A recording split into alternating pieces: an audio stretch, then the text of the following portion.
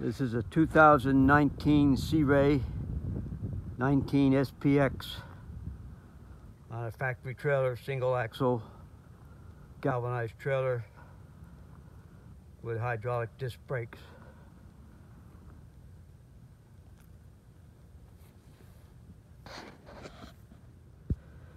This particular boat is powered by a 4.5 liter Mercruiser V6, 200 horsepower,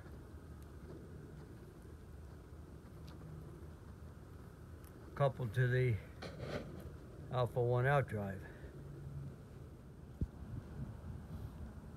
The nameplate on the stern next to the SPX 190 is Sea Ray's 60th anniversary.